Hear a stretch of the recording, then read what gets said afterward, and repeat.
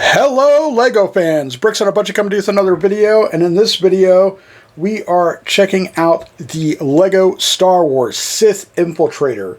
This is set number 75383, 640 pieces, and retails on lego.com for $69.99. So a little bit higher than the piece to part ratio, but it is Star Wars, so you know it's a little forgivable. And plus, not only that, you get an extra minifig. I think the only thing that could have made this set more perfect is to have the young Obi-Wan Kenobi. But other than that, there are other avenues in order to get the young Obi-Wan Kenobi. So at any rate, let's take a quick look at the Sith Infiltrator. It is an amazing set, in my opinion. I think it's well worth even the MSRP. Its design is very slick and very nice. I especially like the dark gray accented with the light gray is just a really nice combination with a little hint of some little trans clear red in there. Before I get too far, please leave a like on this video. Hit that bell for future notifications, and subscribe if you haven't already, obviously. And every little bit counts, you know. It just takes a quick second just to hit that button. Let's take a look at the minifigures for this. For the bonus minifigure, or the 25th anniversary figure, you got the Saw Gerrera minifigure. So this set by itself is a cool set. But the fact that you get, this is the only way you can get Saw Gerrera. And this is probably the only time they will make him. He is from Rogue One, primarily. And, yeah. He's got a little cape on there, nicely printed. He's got a little bit of printing on his back. He's got a nice armor piece right here that's also printed. He's got printing on his legs and his torso. Nothing on his arms. But, you know, that's okay. And the face, I kind of really wish they would have captured his face a little bit better. He really doesn't look like the actor, in my opinion. The hair is okay. But regardless, very cool to get him as a minifigure. Now, let's take a look at... We've had a bazillion versions of Darth Maul. This one's suffers from the weird pupils, but it looks okay with Darth Maul, in my opinion. He's got his double lightsaber here. Really cool. I would have thought they would have went with a different piece for his lightsaber, honestly. But it is what it is. He's got printing on his legs and his torso both. A little bit on the back, not really anything crazy. Nothing on the arms. You would have thought they would have gave you something with the arms, seeing that, you know, this is technically Darth Maul's ship, but it is what it is. I finally got a hold of a young Anakin Skywalker, which is very cool to get. Got something.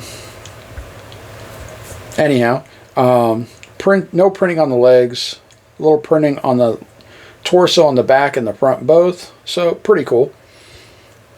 So I'm very happy to finally get a young. This is where it really kind of takes off, at least in my opinion, for the minifigures, is Qui-Gon Jinn. They actually gave him a poncho.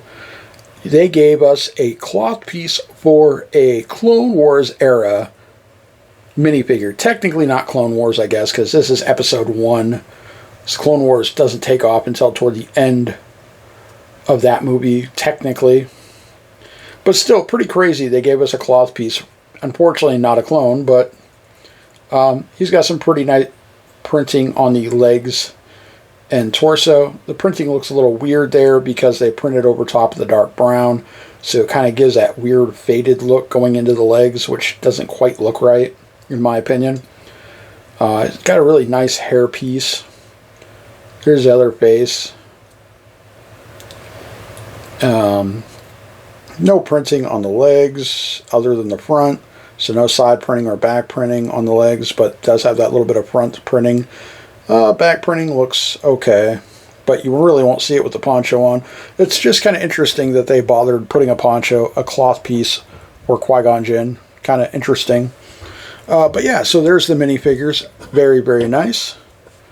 Let's get more in depth with the Sith Infiltrator ship. Very, very cool. So right at the bat, just a slick design, just absolutely amazing. A lot of dark gray and light gray primarily, a little hint of red here and there. Oop, that is not quite on there right. You got these right here that can, when it's in flight mode, you can turn around and let's take a look at the back end. Almost looks like a TIE fighter on the back end. So that's kind of cool. Nice little design thing that they did with the ship back in the day. I don't know if that was intentional or not, but very cool regardless. Like a TIE Advanced maybe, or a TIE Interceptor almost from the back end.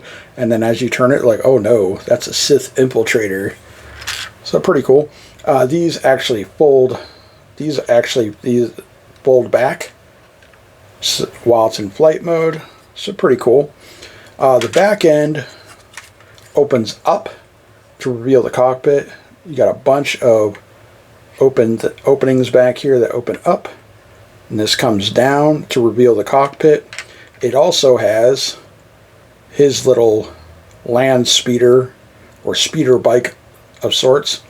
Kind of a funky build in my opinion. But, and then you can see the console kind of in there a little bit. But yeah, you can put him on his bike and it just goes right in there. I didn't put it in there quite right. And then that just closes it right back up. Like so. Now you'll also notice that this can open up a little bit. He's got his little tracker droids of sorts in there.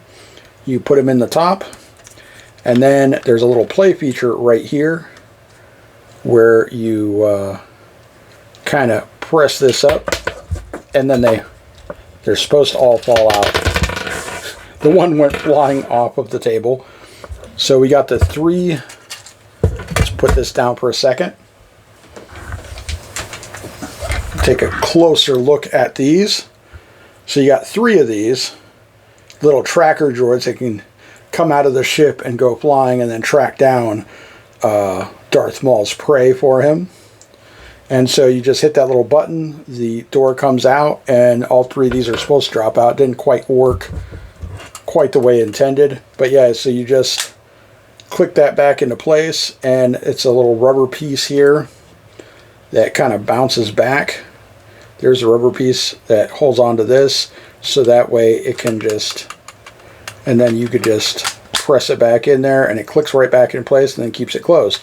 So when you want to turn around and put it back in, you just open this up and you could just load them right back in like so. So pretty cool. So there's some decent play features on this ship, and there goes the landing gear if you want to have the ship land. Put those back down, fold those back down, and there you go. So in my opinion, it's pretty close to MSRP for piece to part ratio, 10 cents per piece. I would say it's probably about 11 or 12 cents per piece. But overall, even if you bought this at MSRP, I think it's worthwhile, especially for the fact that you're getting a minifigure that they probably will never make again. So I believe this will probably be disappearing by the end of this year. I'm not completely 100% sure on that. However, I would not take my chance. So if you can find it, you might be able to find this a little cheaper on Amazon or other websites. Search around, you might be able to find it on sale somewhere. So yeah, if you want to get this minifigure, get it while you can, because of course you can go on Bricklink. I'm sure somebody on Bricklink might be selling that if that's what you're after, just that minifigure and you don't care about the ship. But I personally think if you are a fan of the OG, not really the OG, or the prequel trilogy, especially episode 1, this is a really cool set. Or if you know somebody that's a fan, buy this as a gift. If they don't already have this, would be a cool gift too. Very, very cool set. I can't gush enough about this set. It's way better building it and having it in hand and getting to play with it for a little bit and seeing everything with it. My only gripe is I don't think it's quite the right color. But other than that, it's very recognizable and it's very cool, and it's got a lot of cool play features. I love how these fold out. I like how the back end cockpit opens up. I like, the play feature with the tracker droids there. Just really, really cool. Another gripe I would say is his speeder bike thing looks a little weird. It doesn't quite look right, but those are all forgivable because it's a very, very fun and very, very cool set, and it was a fun build, and it was really fun to mess around with and play with. The only other thing I would say that could make this a more perfect set would be the inclusion of a young Obi-Wan Kenobi. But other than that, that would be the only other thing that feels like it's missing from this set. But, yeah, so thank you so much for joining us today. Like I said before, please leave a like, subscribe, hit that bell for future notifications on future videos, and hit me down in the comments. What do you think about this set? Did you buy this set? Are you planning on buying this set? Hopefully, if you had any questions on the build or, what it felt like or the play features, hopefully my video would have helped answer some of those questions. But, if you have any other questions by chance, hit me down in the comments too. I'll get to you ASAP. And thanks for so much for joining us today, guys. And I'll see you in the next video. And as always, this is Bricks on a Budget telling you all, get built. Thank you so much, guys. Bye.